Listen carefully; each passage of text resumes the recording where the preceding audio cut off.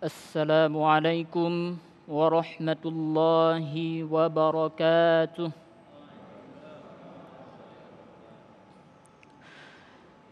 أعوذ بالله من الشيطان الرجيم. إن في خلق السماوات والأرض واختلاف الليل والنهار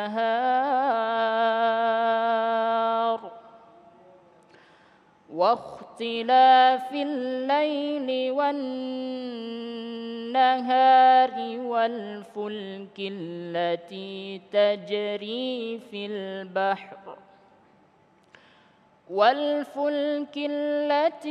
تجري في البحر بما ينفع الناس وما أنزل الله من السماء من ماء فأحيا به الأرض بعد موتها وبث فيها من كل دابة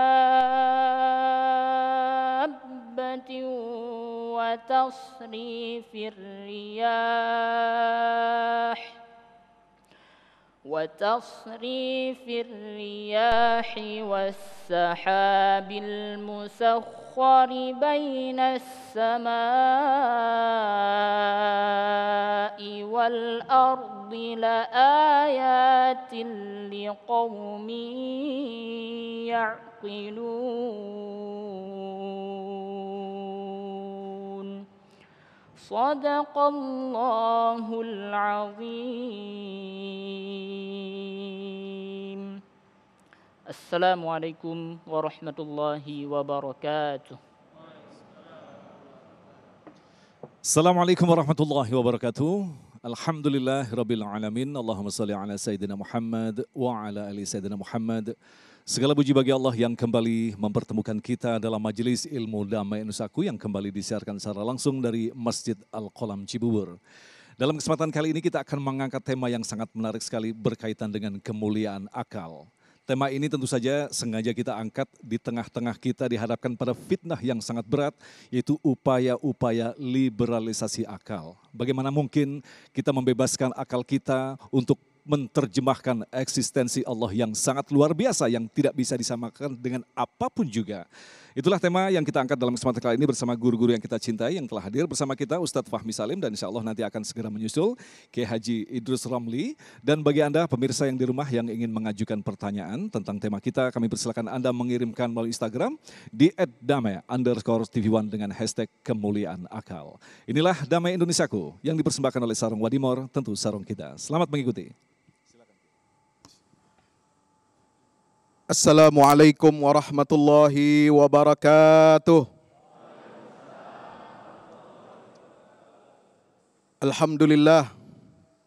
Alhamdulillahi rabbil alamin wal aqibatu lil muttaqin wala udwana illa 'alal zalimin.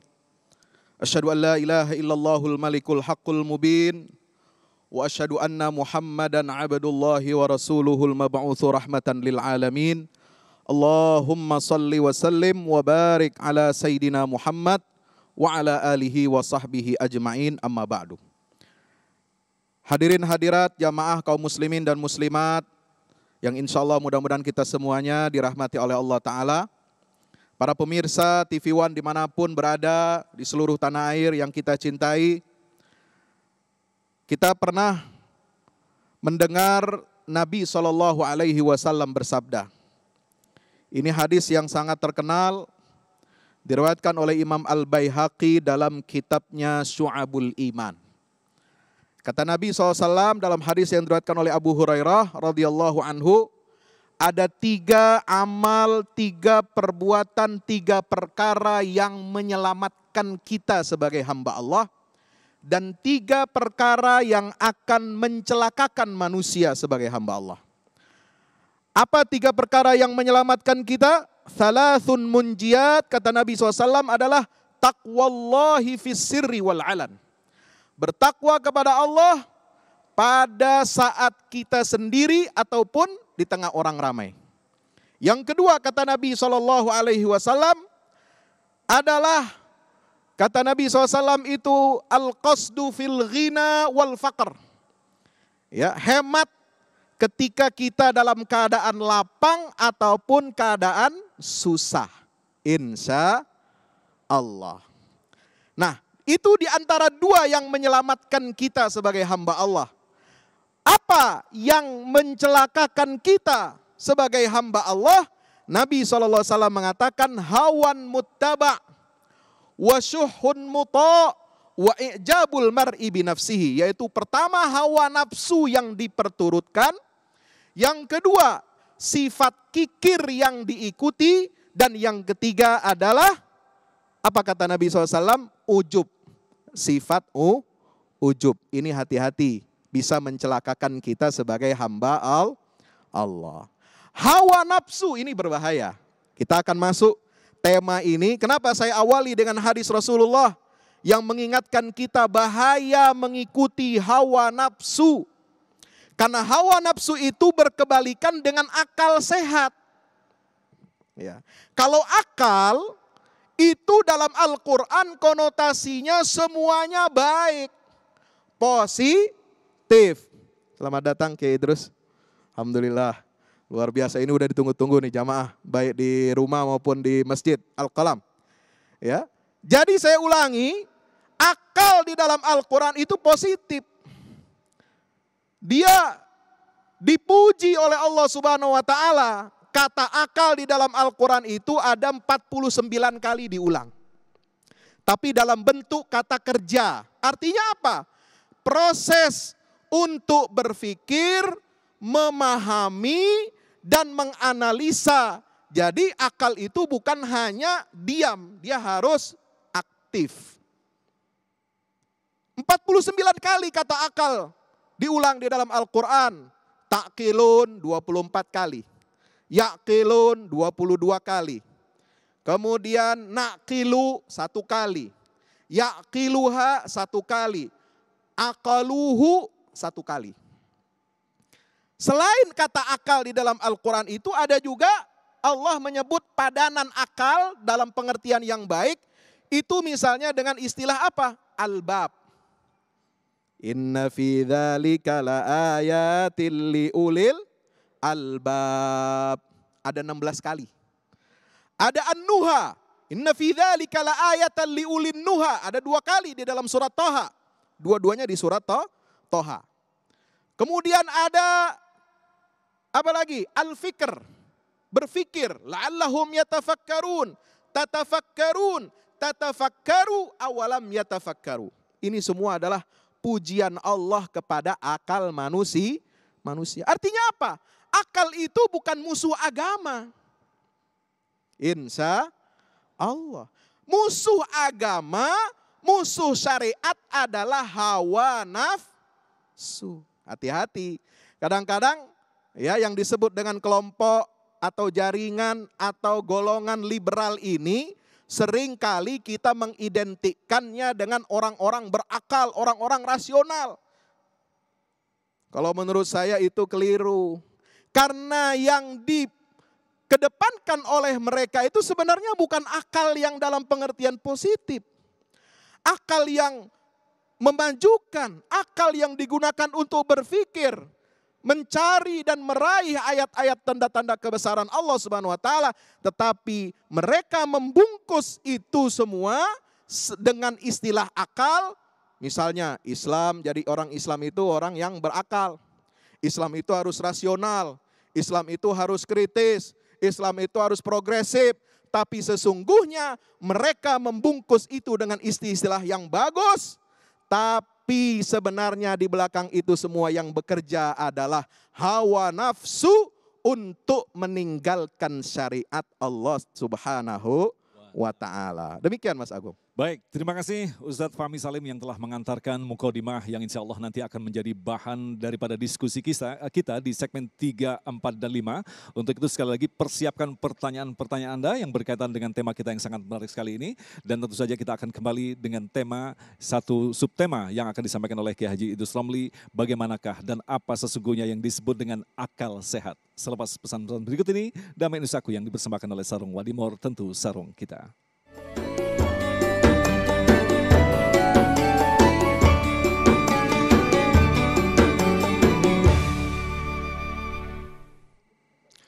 Baik, terima kasih pemirsa masih bersama kami Damai Nusaku. Tadi Kiai Fahmi telah menjelaskan kepada kita agar kita berhati-hati dengan hawa nafsu yang merupakan penyakit yang akan menggerogoti akal kita. Lantas bagaimanakah yang disebut dengan akal sehat? Tentu saja akal sehat adalah akar yang bersandar pada syariat. Inilah penjelasan yang akan disampaikan oleh Kiai Ramli. Silakan Kiai.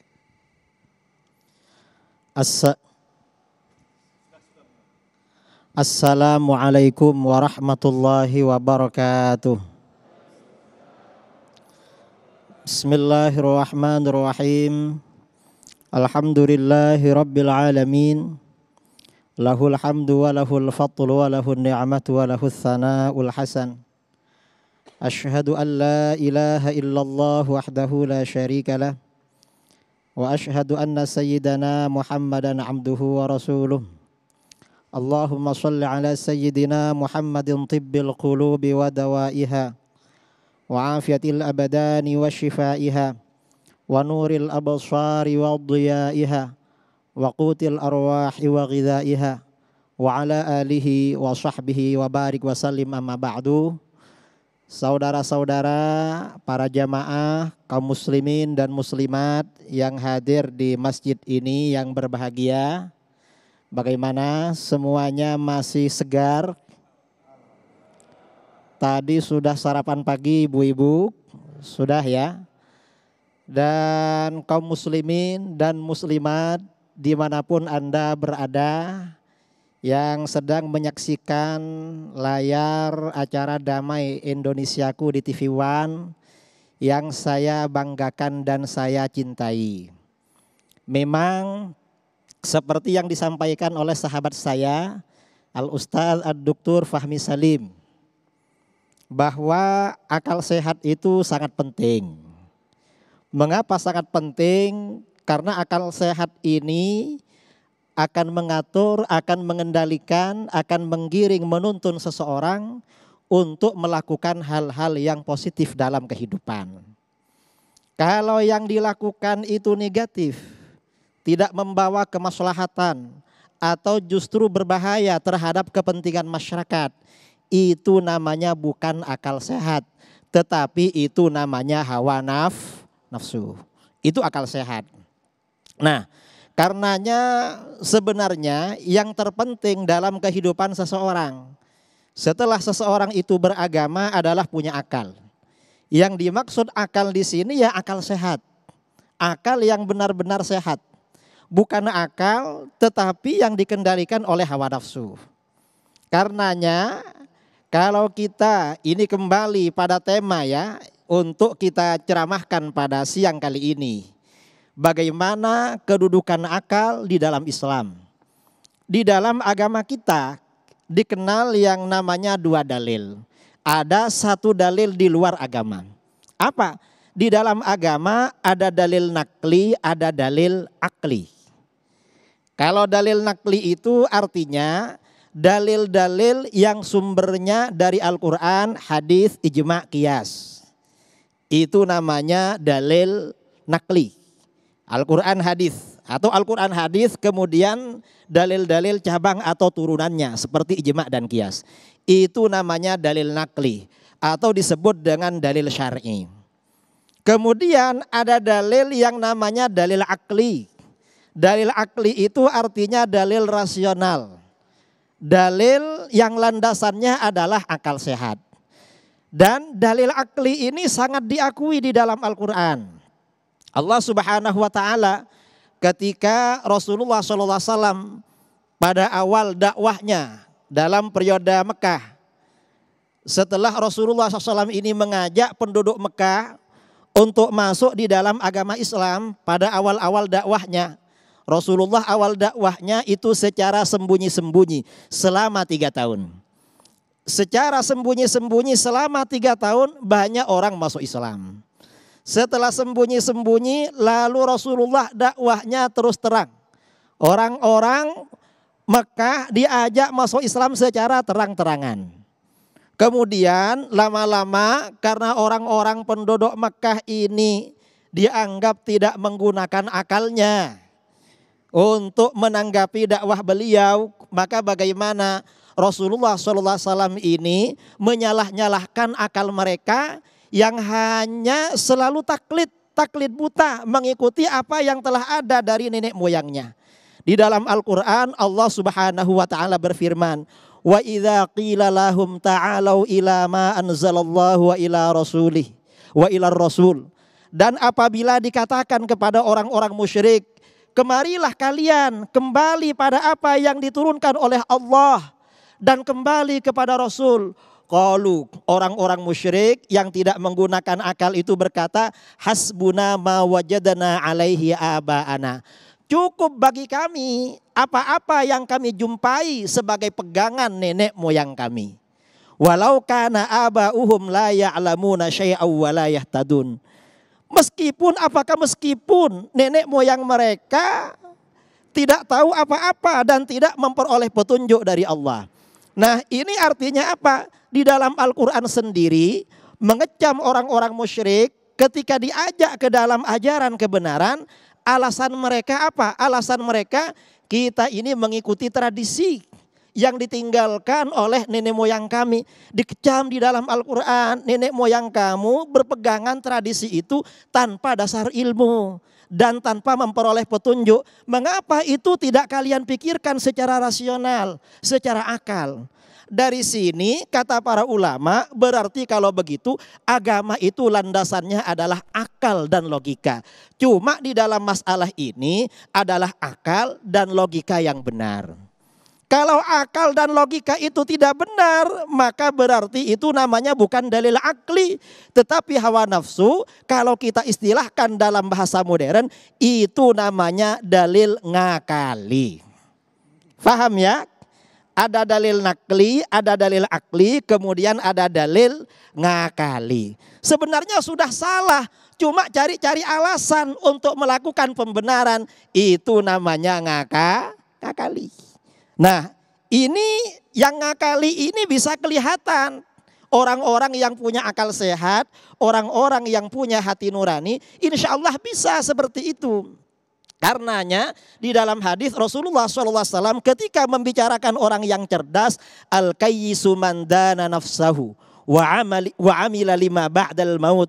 Orang yang cerdas adalah orang yang mampu mengendalikan hawa nafsunya dan beramal untuk kehidupan setelah kematian. Ini orang yang cerdas. Mengapa kecerdasan ini diakui oleh agama ketika itu membawa pada kemaslahatan? Kemaslahatan, terutama kemaslahatan di akhirat. Ini artinya apa? Kedudukan akal di dalam agama itu sangat penting. Karenanya saudara-saudara kaum muslimin harus bisa membedakan. Kalau ada orang menyampaikan hal-hal tetapi yang disampaikan berbeda dengan ajaran agama, walaupun sepertinya itu rasional, hati-hati. Khawatir itu tergolong dengan dalil ngakali. Artinya bukan dalil akli. Saya kira itu. Ini yang perlu saudara-saudara. Baik, terima kasih Kiai. Dan itulah tadi pemirsa yang dirahmati Allah, 2 mukadimah yang saya yakin akan memancing begitu banyak pertanyaan-pertanyaan. Tapi insya Allah jawaban-jawaban nanti akan memperdalam tema kita agar kita berhati-hati dengan apa yang disebut dengan hawa nafsu. Karena inilah yang akan merusak cara berpikir kita yang menjadikan akal kita sakit, bukan malah menjadikan akal sehat. Tetaplah bersama kami, Damai Indonesiaku.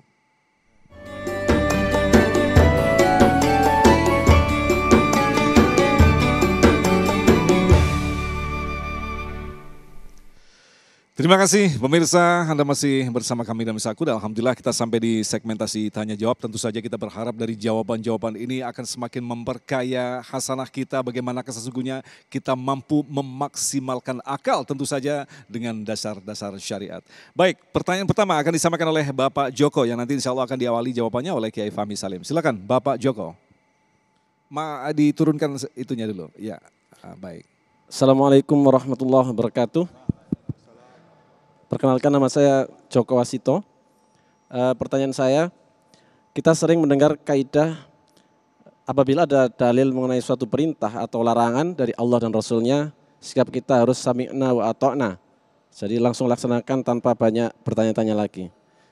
Pertanyaannya adalah, bagi orang awam seperti kita, bagaimana cara menyeimbangkan antara sikap sami'na wa ata'na ini dengan penggunaan akal yang telah dikaruniakan oleh Allah untuk memahami suatu dalil supaya tidak terjerumus pada kesalahan dalam beragama. Luar biasa sekali. Pertanyaan Bapak Joko, silakan Kiai Fahmi. Ya, di dalam Quran itu ayat yang mengatakan yaqulu sami'na wa ata'na itu adalah mendengar dan mentaati Rasulullah SAW. Atau mentaati, mendengar perintah Allah dan Rasulullah. Nah, oleh sebab itu kita taat kepada Allah dan Rasul ini sifatnya mutlak. Ucapan seorang mukmin sami'na wa ata'na itu sendiri adalah menunjukkan bahwa dia orang berakal. Kenapa? Mau tahu? Mau tahu enggak? Kenapa orang yang mengatakan saya dengar, saya taat kepada Allah dan Rasul itu orang berakal? Karena dia sadar, dia paham betul Allah dan Rasulnya itu yang paling berhak untuk ditaati. Semua perintah Allah dan Rasulullah itu pasti untuk kebaikan dia. Itulah dia berakal berarti. Ya. Ketika ada orang yang menentang Allah dan Rasul, menolak ayat Al-Quran, menolak hadis Nabi, berarti dia orang nggak berakal. Paham ya? Kenapa? Karena dia nggak yakin, nggak percaya bahwa semua apa yang difirmankan oleh Allah dalam Al-Quran, apa yang diucapkan oleh Rasulullah, wa ma yantiqu anil hawa in huwa illa wahyun yuha, itu akan memberikan menjamin keselamatan dia hidup di dunia akhirat. Itu satu. Yang kedua, mengapa dalam memahami ayat Quran dan hadis itu juga perlu penggunaan akal supaya kita juga tidak terlalu, mungkin ayat ini saya paham tadi pertanyaannya mungkin dibawa untuk bersikap taklid. Taklid itu sendiri nanti bisa dijawab oleh Gus Idrus ya. Ya, taat, dengar apa kata ulama, kata kiai itu betul. Tapi ya di situ juga harus ada kita meneliti, menelaah sumber-sumbernya. Bagi orang yang paham, udah terpelajar. Mungkin tahapan pertama orang awam gak ngerti apa-apa, ya dia taklid dulu. Nanti kalau dia sudah belajar, sudah terpelajar, belajar ilmu-ilmu agama, baru dia bisa mencari sumbernya, itu yang disebut dengan ittiba. Ya, nah disinilah ada keseimbangan sami'na wa ata'na dalam menjalankan agama itu tidak langsung kemudian kita a priori, sehingga kita menjalankannya dengan penuh keyakinan. Wallahu a'lam bishawab. Nah, artinya bagi orang-orang awam yang memang tidak memiliki pendidikan khusus tentang agama, bagaimana memahami Al-Quran dan hadis, artinya tidak ada ruang bagi dia untuk bertanya-tanya atau hanya sekedar mengikuti atau seperti apa penjelasannya, Kiai? Ya, boleh dia bertanya. Ya, boleh dia bertanya, tetapi pada prinsipnya hal-hal yang bersifat fundamental, rukun iman, rukun Islam itu kan sudah menjadi aksioma dalam agama. Kita tinggal melaksanakan. Operasionalnya udah dijelasin oleh Rasulullah SAW. Jadi nggak perlu lagi ada orang bertanya atau orang yang sok pura-pura nanya. Nggak ada perintah sholat 5 waktu. Woi. Sholat 3 kali waktu. Woi. Paham ente? Iya. Aqimis sholata liduluki syamsi ila ghasaqil lail wa qur'anal fajar. Lalu disimpulkan 3. Iya, itu bukan ciri orang berakal yang begitu. Kenapa? Disitulah perlunya kita merujuk kepada hadis Rasulullah. Rasulullah menentukan waktu sholat itu berdasarkan instruksi malaikat Jibril. Jibril dari Allah. Ya kan? Berarti sama saja itu satu paket. Ketika menjelaskan inna sholata kanat alal mu'minin kitaban mauquta, berarti dia ada keterangan lain yang diberikan oleh Rasulullah tentang merinci bagaimana waktu-waktu sholat itu. Nah, disitulah kita harus mengerti ajaran agama ini, bagaimana prosedur dalam operasional ayat, ya, sholat, zakat, puasa, haji, itu tidak bisa hanya dengan satu dalil, tapi juga dengan menggunakan banyak dalil. Baik, terima kasih Kiai Fahmi. Selanjutnya Kiai Idrus Romli, ini menarik sekali. Ada pertanyaan dari Instagram, Raffi bin Nur Rahmat. Assalamualaikum Kiai, saya berasal dari Jember. Nah, ini ditegaskan dari Jember, Kiai. Pertanyaannya, bagaimanakah cara membedakan pemikiran liberal dengan pemikiran pakem Ahlus Sunnah wal Jamaah untuk menjaga kemuliaan akal kita? Karena kita seringkali pemikir liberal juga mengaku bahwa dirinya juga Ahlus Sunnah wal Jamaah. Silakan, Kiai. Terima kasih ya. Cara membedakan ajaran Ahlus Sunnah wal Jamaah dengan ajaran liberal. Ajaran Ahlus Sunnah wal Jamaah itu jelas. Dalam hal-hal yang bersifat usul itu dalilnya dalil qat'i. Dalil qat'inya ada Al-Quran, ada hadis, ada ijma'. Kemudian itu semuanya juga senyawa dengan kesimpulan atau konklusi dalil akli yang qat'i. Itu dasar-dasar akidah Ahlus Sunnah wal Jamaah. Kalau ajaran liberal itu sama sekali tidak nyambung dengan Ahlus Sunnah wal Jamaah. Mengapa tidak nyambung? Karena pemikiran-pemikiran liberal sering berlawanan dengan ajaran-ajaran yang usul. Ajaran-ajaran yang pokok di dalam agama. Ajaran-ajaran yang sudah maklum diketahui oleh seluruh umat Islam. Ini contoh seperti bagaimana. Misalnya belakangan ada orang yang bilang bahwa agama Islam ini tidak sempurna. Ini bukan Ahlus Sunnah, tetapi ini liberal. Mengapa? Bahwa Islam ini sempurna tidak hanya diakui oleh umat Islam. Orang-orang di luar Islam banyak mengakui kalau ajaran Islam itu sempurna. Di dalam Al-Quran Allah Subhanahu wa ta'ala berfirman, Al-yawma akmaltu lakum dinakum. Pada hari ini aku sempurnakan bagimu agamamu. Artinya agama Islam ini memang benar-benar sempurna. Kalau ada orang bilang Islam tidak sempurna, berarti dia agama lain. Beda Islamnya dengan kita. Itu namanya mungkin Islam liberal. Kalau Islam yang tidak liberal, ya ikut Al-Quran seperti itu. Jadi memang sempurna. Karena Islam ini sempurna, maka hukum-hukum Islam menyentuh semua lini, semua aspek, semua persoalan di dalam kehidupan. Karenanya tidak ada aspek apapun, lini apapun, persoalan apapun yang tidak tersentuh oleh hukum Islam. Pasti tersentuh hukum. Mengapa? Islam itu sempurna. Karenanya kita ini baca di kitab fikih atau di kitab apa itu lengkap. Semua persoalan dalam kehidupan kita ada semua itu. Tinggal kita ini mau belajar apa enggak.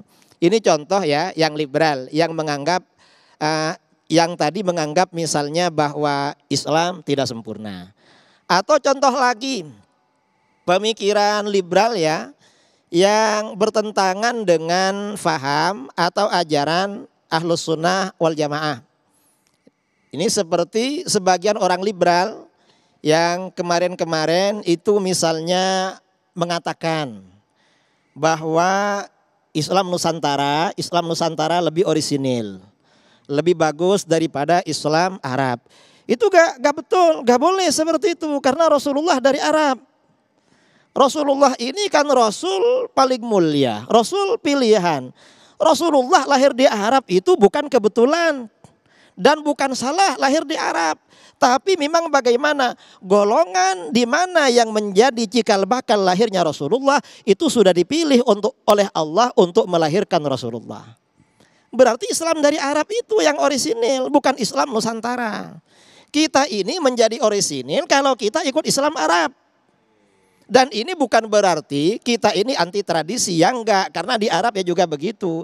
Tetapi dalam hal-hal yang pokok seperti Islam yang sampai menganggap merendah-rendahkan Arab itu tidak boleh itu. Karena Rasulullah itu ketika Rasulullah itu dipilih, sebagai makhluk paling utama, apapun yang berkaitan dengan beliau selalu yang terbaik yang diberikan oleh Allah. Islamnya, agamanya agama sempurna. Karenanya beda dengan agama-agama yang dulu, tidak ada kadaluarsanya Islam. Kalau agama dulu begitu ada nabi berikutnya diutus, sebagian tidak berlaku. Kalau Islam ini berlaku sampai hari kiamat. Umatnya juga umat terbaik. Kuntum khairu ummatin ukhrijat linnas. Dan ini beda dengan pengikut nabi-nabi terdahulu. Bangsanya juga bangsa terbaik. Innallaha astafa Adam wa Nuha wa ala Ibrahim wa ala Imran alal alamin. Dipilih oleh Allah. Rasulullah itu lahir dari keluarga Ibrahim. Keluarga Ibrahim ini pilihan melahirkan Rasulullah SAW. Dan dalam hadis-hadis juga begitu. Ini contoh ya, contoh pemikiran liberal yang menganggap ya, yang bertentangan dengan Islam. Atau contoh misalnya sebagian pemikiran liberal, misalnya yang mencela sahabat Abu Hurairah. Karena hadisnya katanya begitu banyak. Padahal hadis Abu Hurairah itu hanya 5.000. Dan para ulama setelah Abu Hurairah hafal ratusan ribu. Lebih banyak lagi. Dan hadis Abu Hurairah yang 5.000 itu sebagian besar juga diriwayatkan dari jalur sahabat yang lain. Yang murni dari Abu Hurairah itu tidak sampai separuh. Ini contoh liberal. Pokoknya hal-hal yang bertentangan, yang berlawanan dengan ajaran yang kita terima dari guru-guru kita, para masyayikh ulama dulu, itu biasanya liberal. Karenanya hati-hati itu. Luar biasa sekali, terima kasih Kiai. Insya Allah nanti kita akan lanjutkan lagi untuk menjawab pertanyaan-pertanyaan yang tentu saja menarik. Selepas pesan-pesan berikut ini, tetaplah bersama kami dan Saku yang dipersembahkan oleh Sarung Wadimor, tentu sarung kita.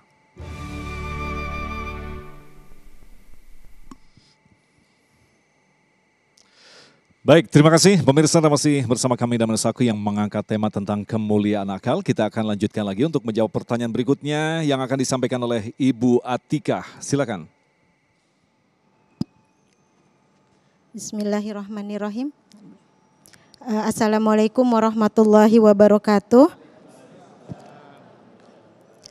Ustadz, saya mau bertanya, apakah ada dalil nakli dan dalil akli yang tidak selaras atau bahkan bertentangan terkait dengan seperti tradisi-tradisi di masyarakat umumnya gitu Pak Ustadz. Itu aja pertanyaannya. Terima kasih. Wassalamualaikum warahmatullahi wabarakatuh. Waalaikumsalam warahmatullahi wabarakatuh. Apakah dalil nakli dan akli akan bisa bertentangan atau seperti apa? Kiai, silakan. Terima kasih ya. Apakah ada dalil nakli dan dalil akli yang bertentangan? Kalau dalil naklinya itu sahih dan aklinya sama-sama sahih, kalau sama-sama qat'i itu tidak terjadi pertentangan. Tidak akan bertentangan. Tapi kalau dalil aklinya sahih dan pasti benar, lalu naklinya sahih tetapi tidak qat'i, maka bagaimana? Kata para ulama, maka dalil naklinya itu solusinya ditakwil. Kalau ada dalil nakli bertentangan dengan akli yang qat'i, sebagian ulama mengatakan itu ditakwil atau ditafwid. Atau kalau itu hadis, kalau bertentangan dengan dalil akli yang qat'i yang pasti benar, itu kata para ulama berarti itu dianggap hadis maudhu.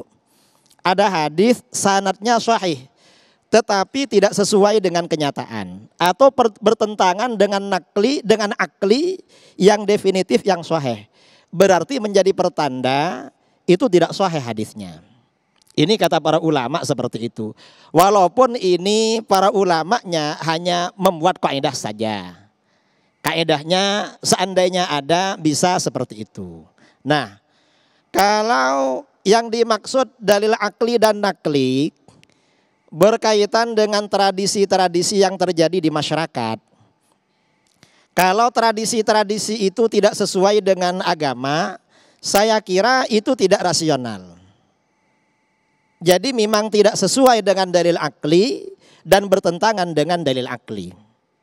Tapi kalau tradisi-tradisi itu ya memang sudah islami, sudah dibersihkan dari hal-hal yang melanggar agama, maka itu tidak bertentangan dengan dalil nakli, dengan Al-Quran hadis. Dan biasanya kadang-kadang itu sejalan atau terjadi khilaf di kalangan para ulama. Itu contoh seperti itu. Contoh ya, tradisi di masyarakat.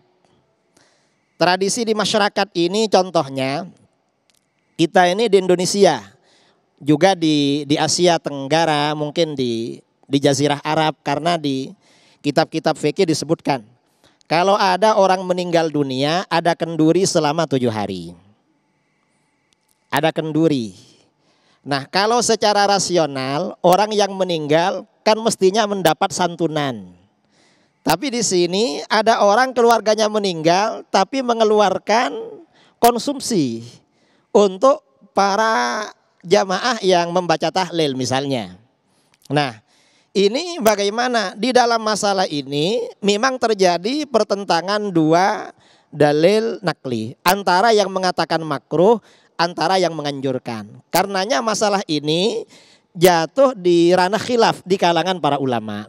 Nah, karena ini masalah khilafiyah di kalangan para ulama, ada yang mengatakan makruh, ada yang mengatakan boleh, maka bagaimana? Akhirnya para ulama kita dulu, para penyebar Islam di Nusantara, untuk kemaslahatan itu dibiarkan.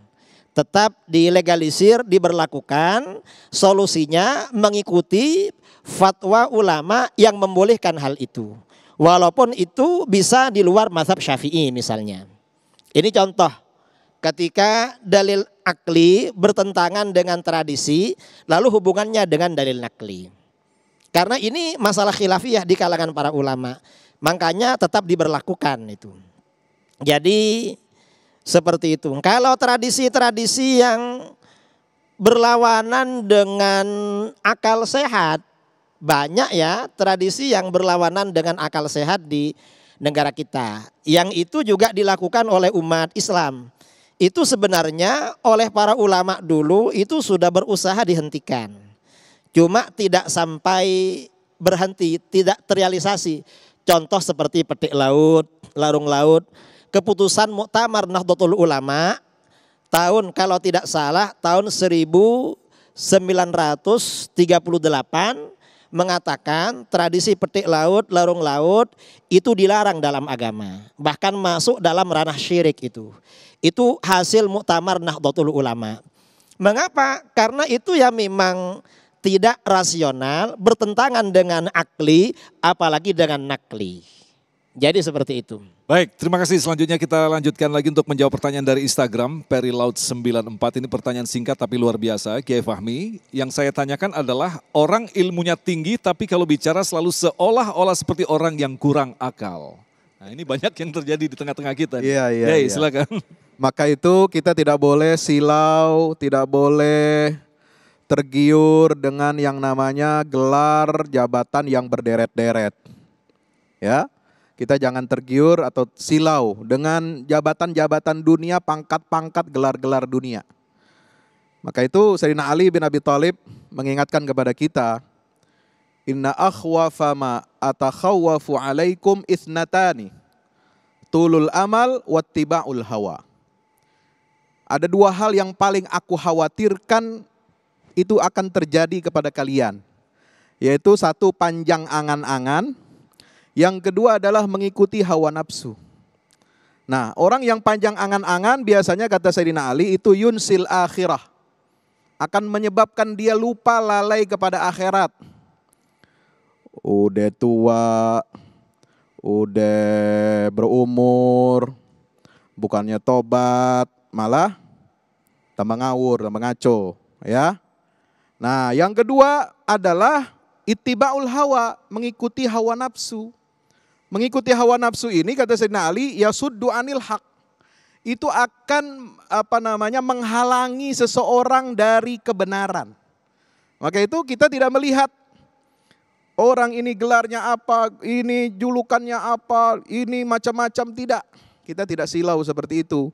Karena yang kita ikuti adalah ya apa yang diwahyukan, diturunkan oleh Allah, apa yang disabdakan oleh Nabi kita Muhammad SAW.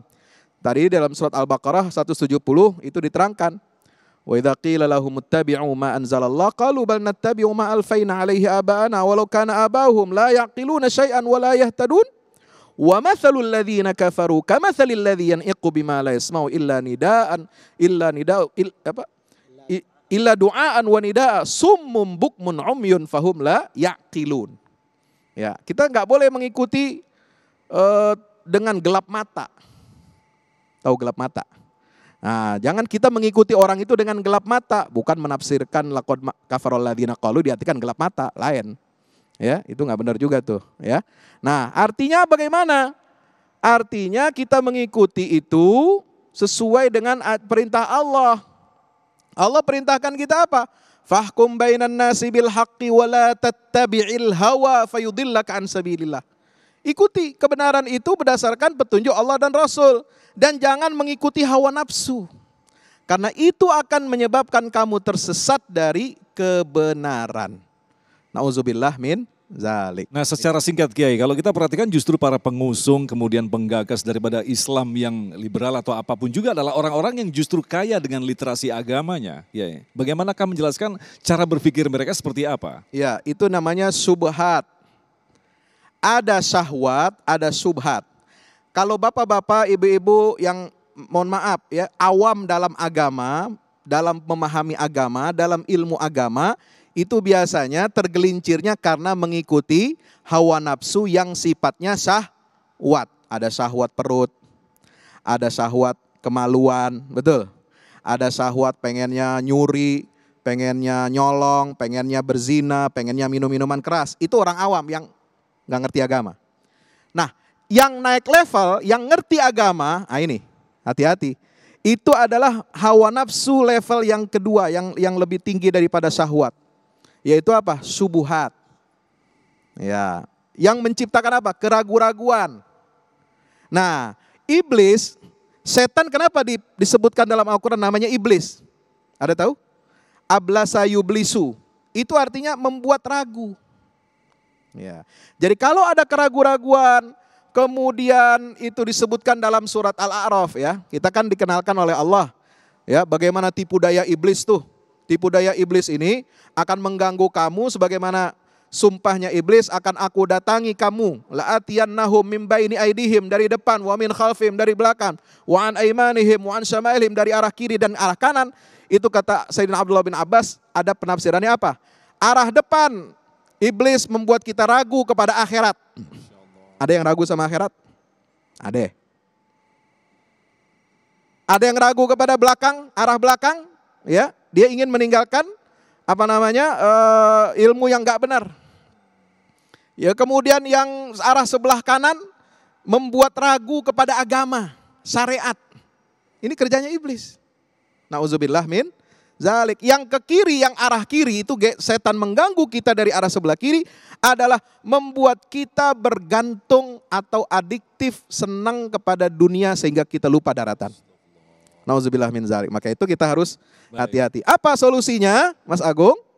Ikuti Allah Subhanahu wa taala, karena di situ setan enggak bisa nembus pertahanan seorang hamba yang beriman kalau dia punya hubungan vertikal kepada Allah dan yang senantiasa sujud ke tanah. Masya Allah. Ingat mati, ingat Allah. Baik, terima kasih. Jawaban yang sangat luar biasa sekali. Kita akan lanjutkan lagi untuk menjawab pertanyaan Anda selepas pesan-pesan berikut ini. Tetaplah bersama kami, Damai Indonesiaku.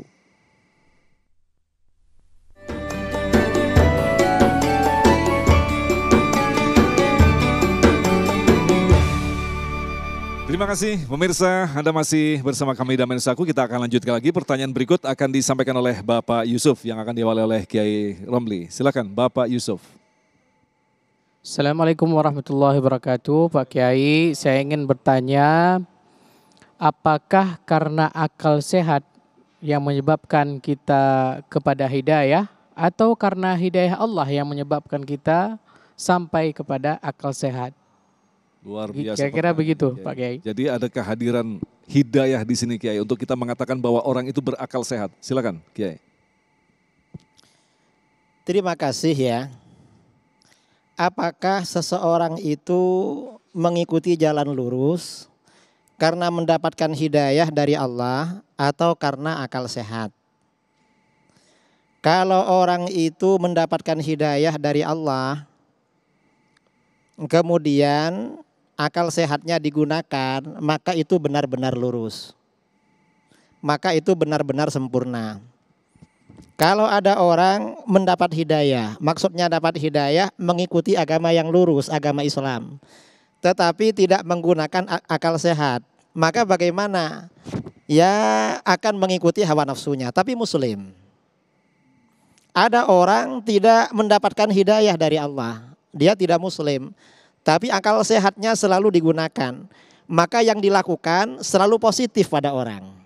Jadi apapun kalau mengikuti akal sehatnya selalu membawa maslahah itu bagi orang. Contohnya seperti pemimpin yang adil misalnya.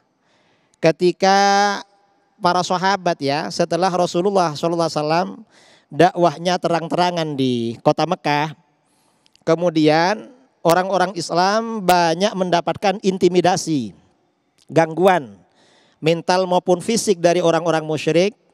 Akhirnya bagaimana? Para sahabat disuruh hijrah ke Habasyah. Mengapa? Karena di Habasyah itu fa inna fihi malikan la yuzlamu fihi ahad. Indahu ahad. Karena di situ ada seorang raja, seorang pemimpin, siapapun tidak akan diperlakukan zalim. Padahal di sana agamanya Nasrani. Mengapa? Karena walaupun Nasrani, pemimpinnya ini tidak zalim, otomatis karena pemimpinnya ini tidak zalim, maka bawahannya semuanya mengikuti pemimpin. Akhirnya apa? Apapun agamanya orang yang tinggal di situ, itu mendapat jaminan keamanan itu. Ini contohnya orang tidak mendapatkan hidayah tetapi menggunakan akal sehat. Nah, orang yang menggunakan akal sehat sudah barang tentu itu akan sangat menguntungkan. Seperti dalam hadis tadi al-kayyisu man dana nafsahu wa amila lima ba'dal maut. Orang yang cerdas artinya cerdas untuk dirinya sendiri, cerdas yang hakiki yang sebenarnya. Orang yang dapat mengendalikan hawa nafsunya dan beramal bagi kehidupan setelah kematian. Wal ajizu, orang yang lemah. Nah, ini namanya orang yang akalnya tidak lurus ya. Akalnya tidak lurus. Orang yang lemah, man atba'a nafsahu hawaha. Orang yang mengikutkan dirinya pada apa yang menjadi keinginannya. Apa yang dia inginkan diikuti aja. Itu ajiz namanya. Wa tamanna 'ala Allah, dan dia berharap-harap nanti dapat rahmat Allah, masuk surga dan segala macam. Padahal mengikuti hawa nafsunya. Ini namanya orang yang lemah alias akalnya tidak sehat, tidak cerdas itu. Karenanya ini akal sehat ini ya tidak berkaitan dengan orang alim atau bodoh. Kadang-kadang yang alim tidak sehat. Makanya kata Sayyidina Umar, yahdimul Islam zallatul alim. Islam akan dirobohkan oleh terpelesetnya orang alim. Hati-hati, kalau ada orang alim, orangnya alim, sudah dipanggil kiai, sudah ustadz atau sudah apalah julukannya. Tetapi pandangan-pandangannya berbeda. Hati-hati, jangan-jangan itu dia lagi terpeleset. Di dalam hadis dikatakan zallatul alim, zallatul alam. Ketika seseorang alim itu terpeleset, maka dunia akan terpeleset. Artinya orang-orang yang percaya dan mengikuti dia akan terpeleset. Karenanya hati-hati, walaupun seorang alim, seorang kiai, seorang ustadz kita ikuti, lihat dulu. Perlu diteliti, karena kalau yang kita ikuti ini salah, tersesat, kita juga ikut tersesat. Na'udzubillah min dzalik itu. Silakan. Itu kalau cerita Raja Habasyi itu adil, sahabat itu banyak hijrah ke sana, lalu ada yang menyimpulkan itu Rasulullah bawa agama sekte baru Nasrani, itu gimana itu? Benar kah? Ya jelas itu tidak benar ya. Ini yang bertanya kok narasumber ini. Ini pertanyaan viral. Gitu ya. Karena ini pertanyaan viral ini, Kiai. Saya kira ya tidak benar. Islam itu bukan cabang, bukan sekte dari Nasrani. Dan Ibu Khadijah ya, istri baginda Rasulullah SAW itu bukan orang Nasrani. Bukan. Tidak ada riwayat keterangan kalau Ibu Khadijah itu Nasrani. Tidak ada. Jadi di dalam masalah ini kita itu harus ilmiah. Tidak sembarang orang karena sepupunya, saudaranya misalnya Nasrani, lalu misalnya dia pasti Nasrani. Tidak ada seperti itu, harus ada datanya itu. Jadi kita harus jujur dalam mempelajari sirah begitu Kiai ya. Betul. Jujur dan bersih hatinya. Nah Kiai Fahmi berkaitan dengan pertanyaan yang ada kaitannya dengan hidayah tadi. Kalau kita perhatikan dari perjalanan seorang ahli matematika yang sangat luar biasa Jeffrey Lang masuk Islam. Dia bukankah orang yang sangat rasional. Masuk Islam lantaran membaca surat Al-Ikhlas. Tetapi di lain sisi seorang Albert Einstein yang barangkali kita berpikir sudah melakukan istihad. Memaksimalkan pemikiran. Tapi hanya pada titik akhirnya dia menyatakan there must be the great creator behind the universe. Pasti ada Tuhan di balik semua ini. Itu kan artinya sebenarnya dia sudah hampir pada ketauhidan atau memang Allah belum memberikan hidayahnya, Kiai? Ya betul ya. Jadi banyak orang yang masuk Islam ini dari kalangan bangsa yang maju, ya bangsa maju itu seperti di Barat sekarang lah katakan seperti itu, karena mereka yang memimpin peradaban dunia saat ini. Itu justru setelah meneliti, setelah membaca, setelah menganalisis Islam. Ya, dari kitab suci atau dari apa yang dibaca ataupun yang menjadi sumber referensi umat Islam itu sendiri. Nah, disitulah pentingnya kita bermohon hidayah kepada Allah. Ya, kita mohon hidayah. Misalnya kalau ada orang baik, ya, orang yang adil tadi, orang yang menggunakan akal sehat, kemudian dekat dengan kalangan muslim, bicaranya objektif, profesional ya. Nah, kita tinggal minta hidayah orang itu hidayah. Seperti Einstein itu di belakang sampai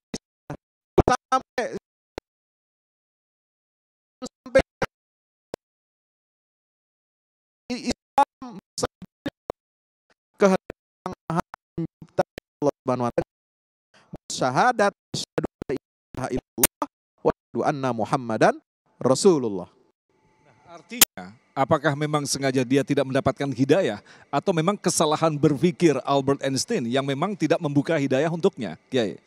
Iya, itu banyak faktor Mas Agung ya. Apa yang dia baca, apa yang dengan siapa dia bergaul, barangkali waktu itu belum banyak dia membaca sumber-sumber dari agama Islam. Atau belum banyak dia bergaul dengan orang-orang Islam yang bisa mendakwahkan Islam ini kepada dia. Nah ini juga harus menjadi introspeksi buat kita, muhasabah. Bukan berarti umat Islam ini udah nggak usah dakwahin Islam ini kepada non-muslim, kita tetap wajib menyampaikan. Soal dia terima atau tidak, itu hidayah Allah.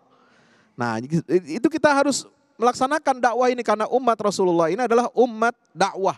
Karakter umat Islam adalah umat dakwah. Kuntum khaira ummatin ukhrijat linnas ta'muruna bil ma'ruf wa tanhauna 'anil munkar wa tu'minuna billah. Wal takum minkum ummatun yad'una ilal khair. Jadi kita ini umat dakwah. Sampai enggak risalah Islam itu kepada mereka?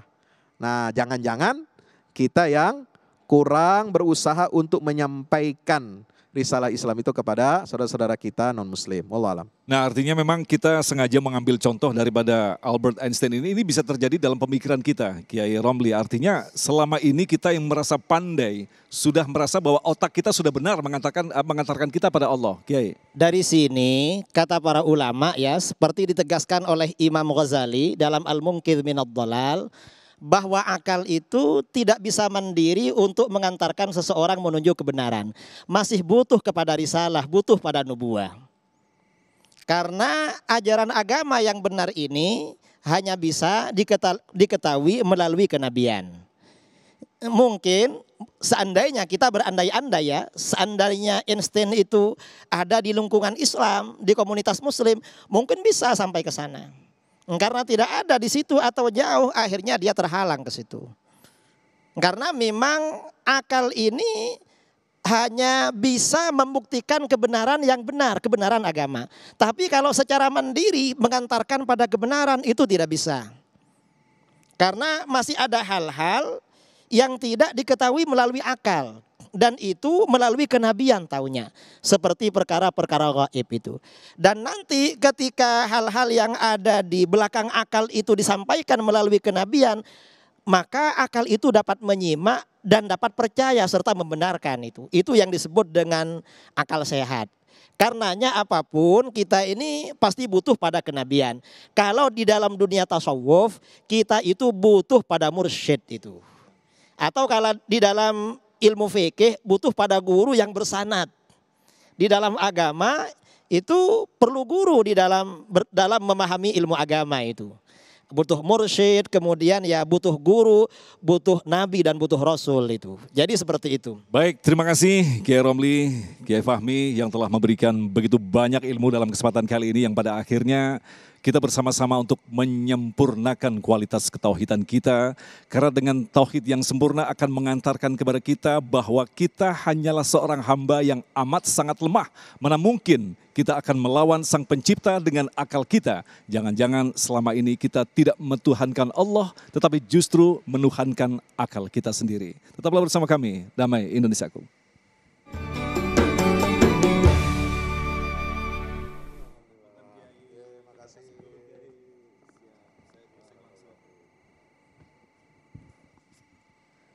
Baik, demikian pemirsa yang dirahmati Allah, Damai Indonesia untuk kesempatan hari ini, dan insya Allah besok di Ahad 7 November kami akan menghadirkan Ustadz Jumharudin LC dan Ustadz Furqon Al-Faruqi dengan tema Al-Fatihah, Gerbang Menuju Kesempurnaan Solat. Agung Zulhaq dan kerabat kerja Damai Indonesia serta pendukung acara ini Sarung Wadimor, tentu Sarung kita mengucapkan terima kasih atas perhatian Anda. Assalamualaikum warahmatullahi wabarakatuh. Bismillahirrahmanirrahim. Alhamdulillahirabbil alamin. Hamdan yuwafi ni'amahu wa mazidah. Allahumma shalli ala sayyidina Muhammadin al-habibil mahbubi syafil ilal wa mufarrijil kurub wa ala alihi wa sahbihi wa sallim. Allahumma atina fid dunya hasanatan wa fil akhirati hasanatan wa qina adzabannar. Rabbana hab lana min azwajina wa dhurriyyatina qurrata a'yunin waj'alna lil muttaqina imama. Rabbana zalamna anfusana wa illam taghfir lana wa tarhamna lanakunanna minal khasirin. Allahumma inna nas'aluka al-huda wat tuqa wal afafa wal ghina. Allahumma ahsin aqibatana fil umuri kulliha wajirna min khizyid dunya wa adzabil akhirah. Allahumma ighfir lana dhunubana wa liwalidina wa masyayikhina wa muallimina wa ashabina wa ahbabina wa dhabil huquq alaina wa li jami'il muslimin wal muslimat wal mu'minin wal mu'minat al-ahya minhum wal amwat. Wa sallallahu ala sayyidina Muhammadin nabiyil ummi wa ala alihi wa sahbihi wa barak wa sallam tasliman katsira. Subhana rabbika rabbil izzati amma yasifun wa salamun alal mursalin walhamdulillahi rabbil alamin.